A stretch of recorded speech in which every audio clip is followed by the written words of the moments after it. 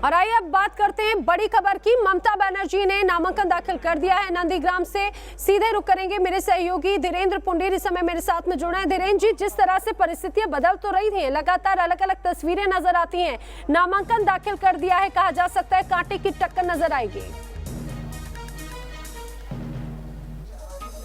देखिए, सीधे तौर पर इसमें कोई दो राय नहीं है कि यहाँ कांटे की टक्कर होने जा रही है, क्योंकि जो पूरा तरह से समीकरण है उसको अगर उसमें देखते हैं हम लोग, जिस पोलराइजेशन की इस समय पॉलिटिक्स बंगाल में है, और ममता बनर्जी जिस तरह से अपनी राजनीति पिछले 10 साल से एकाधिकार के तौर पर करती रही, उनका एक राजनीति करने का स्टाइल है, उसको यहाँ बहुत बड़ी चुनौती वही शख्स दे रहा है जो उनके साथ इस पूरे परिवर्तन के दौरान साथ खड़ा रहा।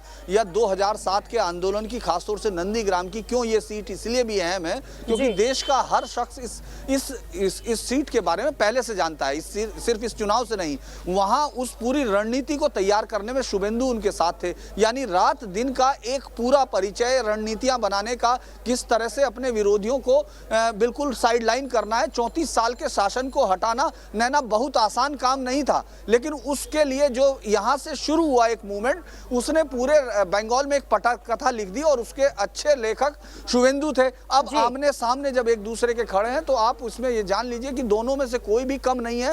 ममता बनर्जी अगर अपनी राज्य के प्रति जो उनके एक फॉलोइंग है, राज्य में उनका एक कनेक्ट है आम मतदाताओं के साथ, लेकिन वहां शुभेंदु इस इलाके में उनका परिवार, वो पारिवारिक तौर पर यहाँ के राजनीतिज्ञ हैं, उनको ये विरासत में मिला है, और यहाँ से वो चुनाव लड़े हुए हैं। एक एक गली, एक एक गाँव, एक एक शहर को वो अच्छे से पहचानते हैं, वो वोटर्स को जानते हैं, वो कोने जानते हैं। जैसे हम अभी उनके साथ जब अभी उन्होंने अपने चुनाव का उद्घाटन किया था, तो उस वक्त गली के अंदर जाते हुए ऐसे कई सारे शॉट्स हमको दिखे जिसमें महिलाएं उनका हाथ पकड़कर घर ले जाना चाहती हैं, और जो दूसरे संप्रदाय की महिलाएं वो भी उनको कह रहे हैं कि हम आप ही को वोट देंगे। तो ये कनेक्ट, इस कनेक्ट में ममता बनर्जी कहीं ना कहीं थोड़ा पीछे दिखती हैं, लेकिन ममता बनर्जी की अपनी पहचान है। तो इसीलिए ये लड़ाई बेहद कांटे की है, और इसमें किसी पर भी पलड़ा इस समय नहीं कह सकते कि किसकी तरफ भारी है। बिल्कुल, ये कहा जा सकता है कि बहुत कांटे की टक्कर यहाँ पर देखने को तो मिलेगी। बादल देवनाथ जो टीएमसी के नेता है मेरे साथ में है। बादल देवनाथ जी, जिस तरह से नंदीग्राम से ममता बनर्जी चुनाव लड़ रही हैं, लेकिन इस दौरान उनका अंदाज भी बदलता हुआ नजर आता है। कभी वो शिव मंदिर में मत्था टेकती नजर आती हैं, दरगाह में मत्था टेकती नजर आती हैं, अचानक से वो चंडी पाठ करने लग जाती हैं। बीजेपी लगातार निशाने साध रही है कि चुनाव के वक्त हिंदू बन गई है ममता बनर्जी। नयना मैडम, ममता बनर्जी 40-45 साल में से पॉलिटिक्स कर रहे हैं, और ममता बनर्जी के पास हर साल जब दुर्गा पूजा, काली पूजा बंगाल में और दूसरे राज्यों का कहीं पर होता है, तो उनके पास 25,000, 30,000, 40,000 इन्वाइटेशन लेटर आता है। उसमें मोहल्ला से शुरू करके काली पूजा के 4-10 दिन पहले से हर जगह में पूजा उद्घाटन। लेकिन बादल देवनाथ जी, शिकायत तो यही की जाती रही ना कि दुर्गा पूजा के समय तो नाराजगी जताते रहे, दुर्गा पूजा के समय परमिशन लेनी पड़ती है, उन्हें परमिशन नहीं दी जाती है, तो अचानक चुनाव के समय कैसे देवी की याद आ गई, चंडी मंत्र कैसे याद आ गए? एक मिनट मैडम सुन लीजिए तो पहले।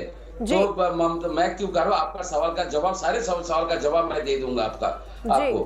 देखिए, दुर्गा पूजा हर जगह, उनका घर में काली मूर्ति है। ममता बनर्जी हर दिन काली पूजा करके, महाशक्ति का पूजा करके घर से निकलता है। और ममता बनर्जी ऐसा है जो विवेकानंद को मानते हैं, रामकृष्ण को मानते हैं, ऋषि अरविंद को मानते हैं, मानने वाला जो महिला जो है ममता बनर्जी, पूरे विश्व में ममता बनर्जी को दीदी कहती है। और दीदी मतलब देश के लिए, समाज के लिए, राष्ट्र के, पूरे बंगाल के लिए ममता बनर्जी ने काम किया। घर घर से कौन कौन से लोग कहेगा हाँ दीदी ने काम किया, लेकिन हिंदू मुस्लिम करके भाजपा ने जो किया, और पूरा राष्ट्र शक्ति को, ममता बनर्जी को एक महिला के पीछे लगा दिया, पूरा राष्ट्र शक्ति को। मैं तो आपके चैनल के माध्यम से मोदी जी, अमित शाह जी को मैं अनुरोध करूंगा, जेपी नड्डा को अनुरोध करूंगा, 2 मई को ममता बनर्जी जब जीत जाएंगे, आप लोगों को पूरे देश के अंदर इतना बदनाम हो जाएगा, लास्ट में आपको आगामी 50 साल में आपको भाजपा सत्ता में नहीं आ पाएंगे। बादल देवनाथ जी, मेरे साथ राजीव जेटली जी भी मौजूद है, बीजेपी के प्रवक्ता हैं राजीव जेटली जी। जी सुन लीजिए राजीव ना, जी, मैं सुन रहा हूँ जी। अरे जेटली से रोज मुलाकात होता है, रोज जी बहुत हर बढ़िया, जगह न्यूज मुलाकात नेशन के जेटली माध्यम से से भी सवाल जवाब लेकिन कर लेते हैं। पहली बार- राजीव जेटली पहली जी, बार हुआ। नामांकन पहली बार दाखिल हुआ। हो गया, लेकिन नामांकन मैं- दाखिल हो गया भाई, यहाँ पे तो मंत्रोच्चार भी हो गए, शिव जी के दर्शन भी हो गए। आपको लगता है कड़ी टक्कर नजर आएगी इस बार? नंदीग्राम में परिस्थिति बदलेगी क्या? नंदीग्राम में ममता बनर्जी भारी मतों से हार रही है, भारी मतों से हार रही है। और नंदीग्राम से बाहर नहीं निकल पाएंगी अब ममता बनर्जी। उनका पूरा फोकस नंदीग्राम रहने वाला है, क्योंकि नंदीग्राम की परिस्थितियां ममता बनर्जी को समझ में आ चुकी हैं। अब उन्हें पता है कि मैं अपनी सीट बचा लूं, यही काफी है, और अपनी सीट बचाना उनके लिए अब पॉसिबल नहीं है। ये बात आप हंस के भी आप बता सकते हैं, लेकिन मैं अभी इस टाइम पश्चिम बंगाल में हूँ, मैं कोलकाता में हूँ, और कोलकाता में जो फीडबैक है, जो पश्चिम बंगाल में फीडबैक है नंदीग्राम को लेकर, आम जनता के बीच में बता रहा हूं मैं आपको, वो फीडबैक यही है कि दीदी अपनी सीट बचा पाएंगी कि नहीं बचा पाएंगी। ये डिस्कशन का आजकल मैटर बना हुआ है। लेकिन राजीव जी, आपको ऐसा क्यों लगता है, आपको ऐसा क्यों लगता है कि इस बार जो नंदीग्राम में ममता बनर्जी सीट नहीं बचा पाएंगे? उनका तो कहना है कि भाई पिछली बार उन्होंने यहाँ पर जिस तरह से प्रचार किया उसी का नतीजा था कि शुभेंदु अधिकारी जीते थे, लेकिन इस बार वो खुद चुनावी मैदान में, आपको ऐसा क्यों लगता है वो हार जाएंगे?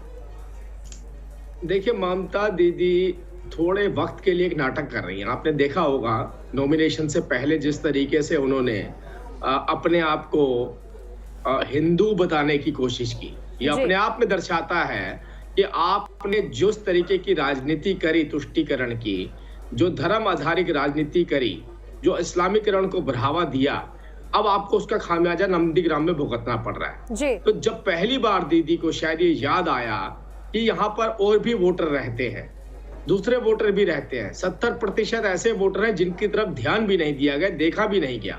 वो 70% वोटर इंतजार कर रहा था कि अब दीदी से दो हाथ करने का मौका मिले, और वो मौका मिल चुका है, वो नंदीग्राम में मिल चुका है। अब दीदी को ये बताना पड़ रहा है कि मैंने केवल एक धर्म विशेष के लोगों को प्रमोट नहीं किया, मैं आप लोगों को भी उतना ही प्यार करती हूँ, मैं मंदिर भी जाती हूँ, ये अब बताना पड़ रहा है दीदी को। नहीं तो आपने देखा होगा दीदी को तो जय श्री राम के नारे से भी नफरत है। बादल देवनाथ जी से इसका जवाब ले लेते हैं। बादल देवनाथ जी, जो सवाल मेरा आपसे था वही सवाल राजीव जी भी कर रहे हैं। चुनाव के वक्त में शिव जी भी याद आ रहे हैं, चुनाव के वक्त में चंडी पाठ भी किया जा रहा है, लोगों के जवाब भी दिए जा रहे हैं चुनाव के वक्त में, क्या कहेंगे? आप नैना मैडम 2-4 साल पहले पीछे चला जाइए, जो भी ममता बनर्जी का जो सभा होता है 10 साल पहले चला जाइए, कोई ना कोई सभा में ममता बनर्जी मुसलमानों का नाम, अल्लाह का नाम लेते हैं, और चंडी पाठ और शिव का गायत्री मंत्र और ओम शम नमः नमः सर्वमंगल वो लेते हैं। तो आज जो चंडी पाठ ममता बनर्जी ने किया, तो मैं उनके लिए आपका चैनल में और जेटली जी को जो सनातन धर्मों का बात कहते हैं, मैं तो हर दिन कहता हूँ, 4 शंकराचार्य छोड़ के मेरा पीछे एक बार देख लीजिए जेटली जी। चलिए बादल देवनाथ जी, एक बार ना मेरे सहयोगी धीरेन्द्र कुंडीर इस समय नंदीग्राम में मौजूद हैं, उनसे भी जान लेते हैं कि ममता आखिर लोगों के मन में क्या है, क्योंकि वो लगातार वहां की परिस्थिति जान रहे हैं। धीरेन्द्र जी, आपने चाहे बात बीजेपी की हो या टीएमसी की हो, सब अपनी अपनी जीत के दावा कर रहे हैं, लोगों के मन में उनके प्रति ये बात है, ये कहा जा रहा है, लेकिन आपको अभी तक क्या चीज भाप पाए, आखिर क्या नाराजगी है ममता बनर्जी के साथ में, या कितना स्नेह है?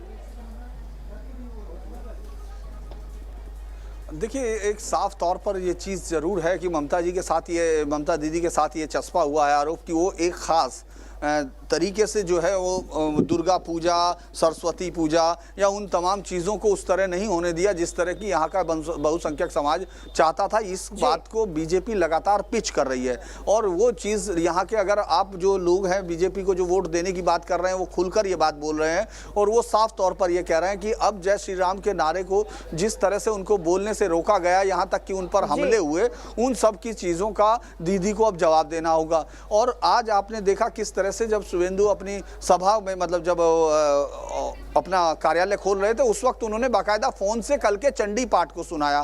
तो ये बात मैं उनकी, बादल जी की बात मान सकता हूं कि वो ये करते होंगे, लेकिन ये बंगाल के लोगों के लिए भी शायद नई चीज है जिसको मंच पर सुनने के बाद जनता तालियां बजा रही है। तो ये बात सही है, लेकिन एक बात आपको मानना पड़ेगा कि इतना इजी उनके लिए भी नहीं है, नहीं रहने वाला। यानी कि धीरेन्द्र जी कहें कि कांटे की टक्कर आने वाले वक्त में जरूर देखने को मिलेगी। अभी जो कनेक्शन की बात कही जा रही है, वो कनेक्शन किस तरह से बन पाता है? 10 महीने का खासतौर से अगर अभी की बात करें तो बहुत ज्यादा वक्त नहीं बचा है पूरे चुनाव को लेकर, देखने वाली बात है। तो नंदीग्राम सीट से नामांकन दाखिल कर दिया है ममता बनर्जी ने एक बड़े रोड शो के साथ में। उसके पहले वो शिवजी के मंदिर पहुंची थी माथा टेकने के लिए, और इस समय मेरे साथ में खास मेहमान मौजूद हैं। राजीव जेटली भी मौजूद हैं, बादल देवनाथ भी मौजूद हैं, बीजेपी और टीएमसी दोनों की तरफ से। राजीव जी, आपको क्या लगता है इस बार कितना मार्जिन रहने वाला है? हालांकि पिछले अगर चुनावों की बात करें तो बहुत ज्यादा मार्जिन नहीं था शुभेंदु अधिकारी की जीत में। इस बार आपको क्या लगता है किस तरह की जीत मिलेगी? मैं करता हूँ, मैं लाइव आ गया हूँ। राजीव जी, क्या आप मुझे सुन पा रहे हैं? हाँ, आप दोबारा बोलेंगे? जी, मैं ये जानना चाह रही थी कि आपको क्या लगता है इस बार किस तरह की जीत आपको मिलेगी, क्योंकि इस बार तो कांटे की टक्कर है। ममता बनर्जी आपके सामने है, पिछली बार जिस तरह का मार्जिन था वो बहुत ज्यादा नहीं था शुभेंदु अधिकारी के लिए। इस बार क्या लगता है? देखिए, नंदीग्राम में तो शुभेंदु अधिकारी हमारे क्लियर मार्जिन से, क्लियर मार्जिन का मतलब हमारा दावा है कि हम 50,000 से ऊपर से वोट से जीतने वाले हैं वहां पर। और आप विश्वास कीजिए, पश्चिम बंगाल की जनता अब बहुत लंबे वक्त से, मैं अब अलग अलग व्यक्तियों से जब मैं बात करता हूं कभी यहाँ पर, तो वही कहा जाता है कि मैंने कल ही एक प्रश्न उठाया किसी से कि आपकी इंडस्ट्रियल एरिया कहाँ पर है, तो मुझे बताया गया कि हावड़ा के आगे इंडस्ट्रियल एरिया लगता था, अब है नहीं, क्योंकि वो इंडस्ट्री बंद हो चुकी है। वो इंडस्ट्री का बंद करने का आधा योगदान तो कम्युनिस्ट को जाता है और बचा खुचा जवाब में दीदी को जाता है जी। तो जिस प्रदेश के अंदर इंडस्ट्री ना चल रही हो, जिस प्रदेश के अंदर आर्थिक हालात बुरे हों, जिस प्रदेश के अंदर, आपको अभी एक नई जानकारी देना चाहता हूं कि किसानों में जो बेनिफिशियरी होते हैं वो बेनिफिशियरी घटते चले जा रहे हैं। अब बेनिफिट लेकिन आपके इस जवाब के साथ में बादल देवनाथ जी बार बार मुस्कुरा रहे हैं और उनका भी जवाब हम जानेंगे। एक छोटे से ब्रेक के लिए मुझे यहाँ पर रुकना होगा सर, आप दोनों मेरे साथ में बने रहिए। एक छोटे से ब्रेक के बाद में जल्द हाजिर होते हैं।